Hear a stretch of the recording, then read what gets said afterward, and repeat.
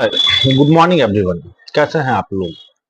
उम्मीद है हमेशा की तरह ठीक होंगे, अपनों और अपने परिवार वालों का ख्याल रखे होंगे। दोस्तों, आज की कहानी दिल्ली का एक व्यक्ति जिसका नाम सौरभ गुप्ता होता है। उम्र 21 साल के आसपास होती है। वो अपनी पत्नी से कहता है कि इस बार गर्मियों की छुट्टियों में हम लोग वैष्णो देवी के दर्शन करने के लिए जरूर जाएंगे।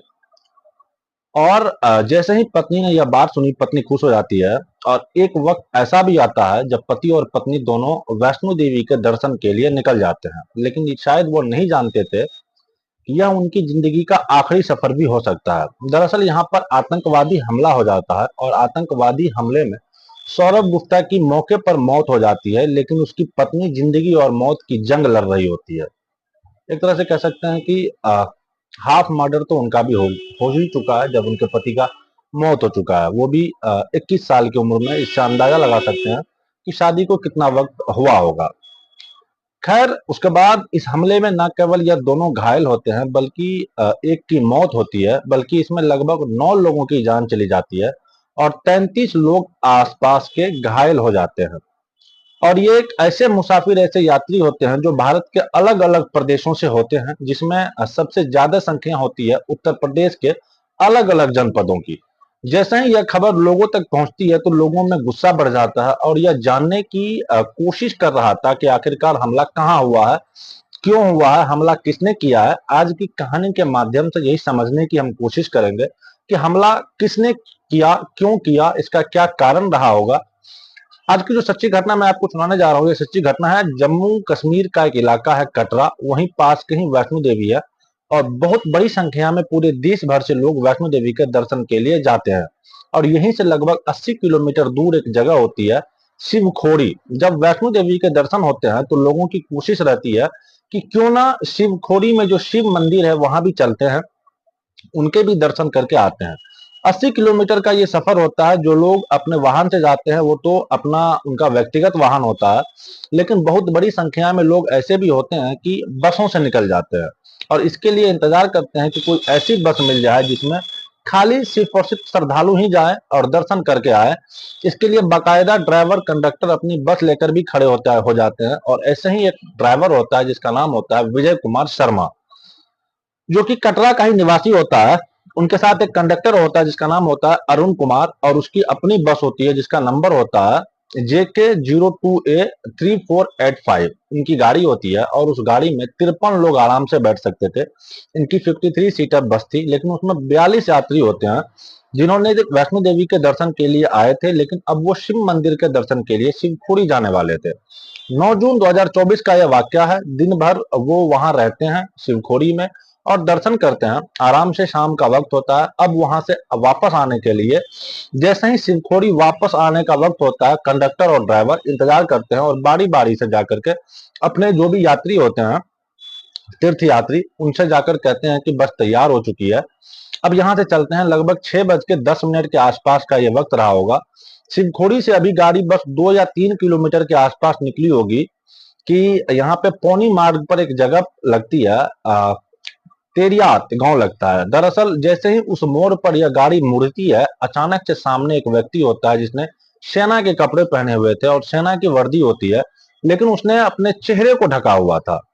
उसे उस हथियार से गाड़ी के ड्राइवर की तरफ दिखाते हुए, डराते हुए उसने कोशिश की कि शायद वो रुक जाए, लेकिन ड्राइवर समझ जाता है कि शायद कुछ न कुछ अनहोनी होने वाली है, क्योंकि यहाँ पहले से ही आतंकवादी घात लगाए बैठे हुए थे।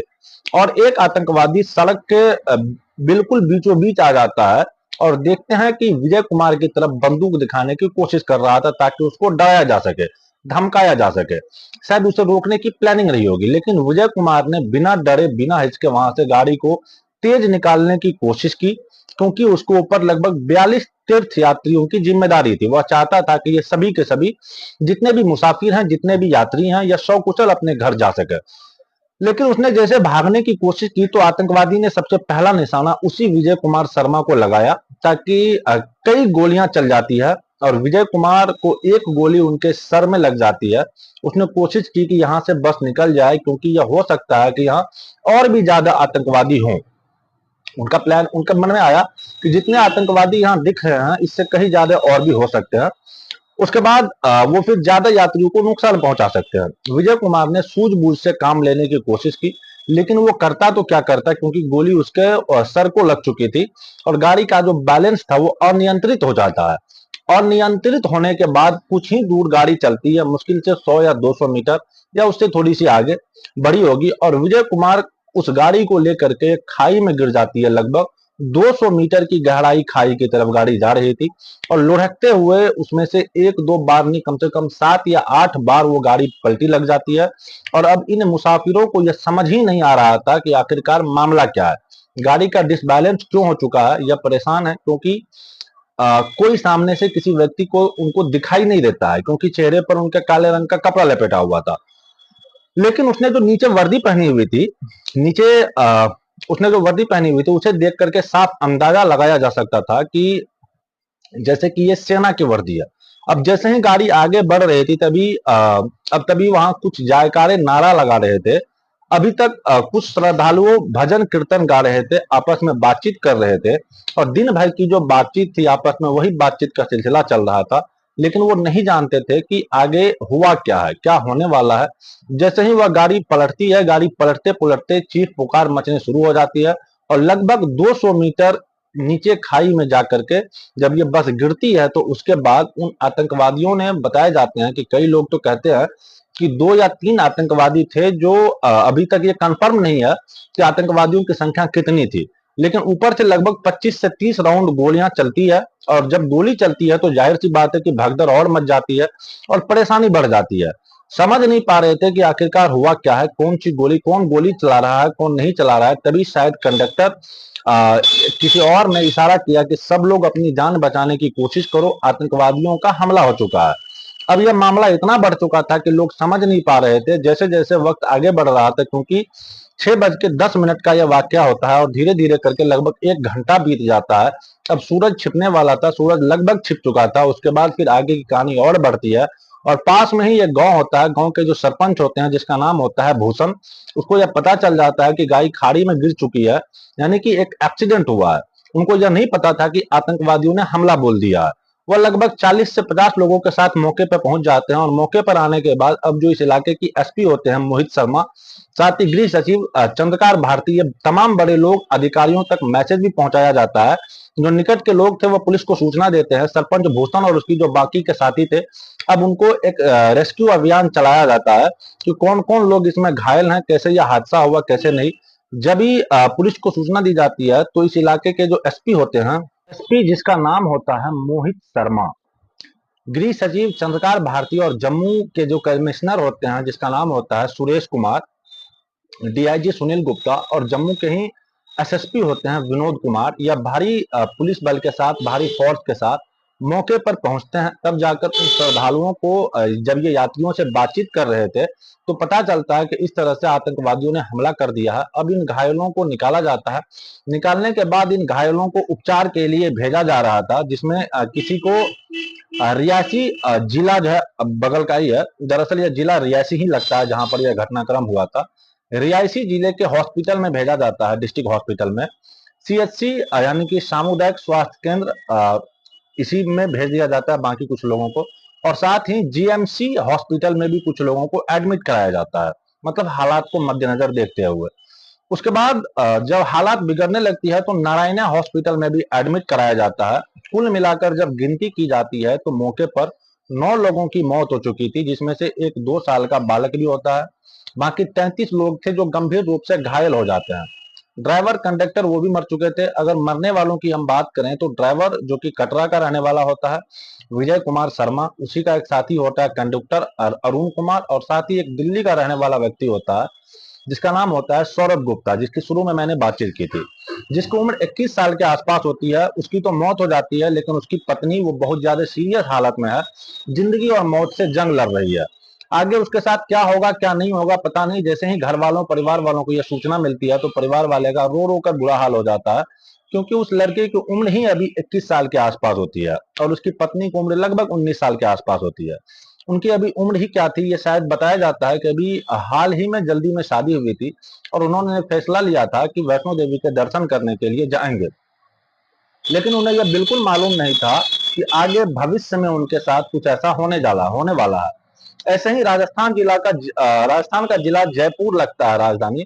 जयपुर का ही एक इलाका है चोमू, यहाँ का ही एक परिवार है। परिवार के 5 सदस्य होते हैं और पांचों के 5 सदस्य यात्रा करने के लिए जा रहे थे। पता चलता है कि इनमें से एक ही बचता है जिसका नाम पवन होता है, पवन कुमार सैनी। बाकी उसका भाई राजेंद्र सैनी और उसकी भाभी ममता देवी, उनकी मौत हो जाती है। साथ ही इस पवन की पत्नी पूजा सैनी, इनकी भी यहाँ पर इस मामले में मौत हो जाती है और उनका 2 साल का एक बच्चा होता है लवांश, उनकी भी मौत हो जाती है। और इसके मरने वालों की जो संख्या थी टोटल 9 बताई जा रही है। उत्तर प्रदेश का एक बलरामपुर जगह मिल लगती है, बलरामपुर का ही एक तहसील है, सदर तहसील का ही एक गांव लगता है कंदमरी, वहीं की रहने वाली एक है रूबी, जिसकी उम्र 15 साल के आसपास है।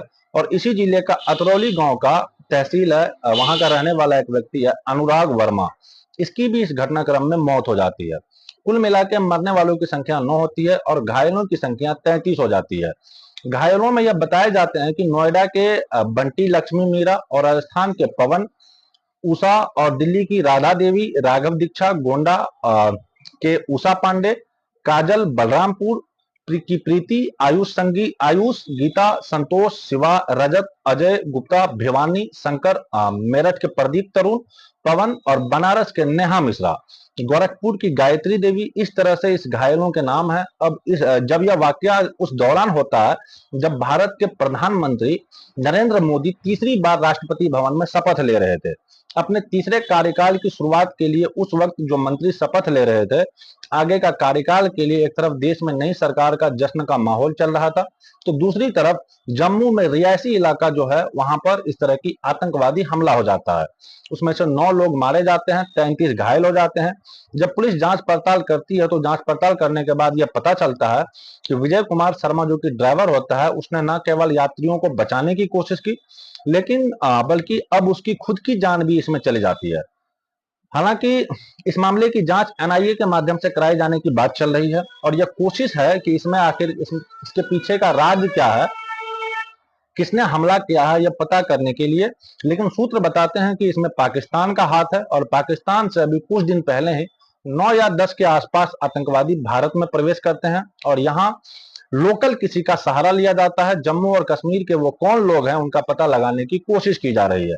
और जब सरकार इन मरने वालों को 10 लाख प्रति व्यक्ति के हिसाब से घोषणा की, साथ ही घायलों को 50,000 प्रति व्यक्ति के हिसाब से घोषणा की है। अब आगे क्या होगा क्या नहीं, लेकिन इस हमले के पीछे यह बताया जा रहा है कि ऐसी उम्मीद लगाई जा रही है कि जम्मू और कश्मीर में जिस तरह से श्रद्धालु आते हैं, पूरे इंडिया लेवल के दूर दराज के अमरनाथ यात्रा अभी क्योंकि जल्द में शुरू होने वाला है, शायद ये उन यात्रियों में, उन जो श्रद्धालुओं में एक दहशत पैदा करने के लिए है ताकि वो इस वक्त में यात्रा में शामिल ना हो सके। शायद उनका यही मकसद था। लेकिन सरकार ने भी ऐलान कर दिया है कि जो भी इस घटनाक्रम के पीछे होगा, इस आतंकवाद का, इस पूरे प्रकरण के पीछे होगा, उसे किसी भी कीमत पर बख्शा नहीं जाएगा, चाहे वो आतंकवादी पाकिस्तान से हो या चाहे कहीं की भी हो। हालांकि विपक्ष ने यह बात कही है कि जैसे पहले सर्जिकल स्ट्राइक किया गया था, ठीक वैसे ही एक बार फिर से सर्जिकल स्ट्राइक की जरूरत है और सरकार बनी है, सरकार पर थोड़ा प्रेशर भी है, दबाव भी है कि स्ट्राइक करके यह बदला लिया जा सके। जैसे 9 श्रद्धालु बेचारे बेमतलब के मारे गए हैं, इस पूरे घटनाक्रम को सुनाने का उद्देश्य किसी को परेशान करना या किसी का दिल दुखाना बिल्कुल नहीं है, बल्कि आपको जागरूक करना है, आपको सचेत करना है। आई होप कहानी समझ में आ गई होगी कि आखिरकार कटरा में क्या हुआ है। आई होप पसंद भी आ गई होगी। अगर समझ में आ गई हो तो वीडियो को लाइक जरूर कर दीजिएगा। चैनल पर करने हैं तो जाते जाते चैनल को सब्सक्राइब करके बेल आइकन जरूर प्रेस कर दीजिएगा, ताकि इसी तरह की खबर, इसी तरह के अपडेट हम आप लोगों तक जल्द से जल्द पहुंचा सके। बाकी मिलते हैं इसी तरह की किसी और वीडियो में किसी नई कहानी के साथ। तब तक के लिए अलविदा लेना चाहते हैं। जय हिंद, जय भारत।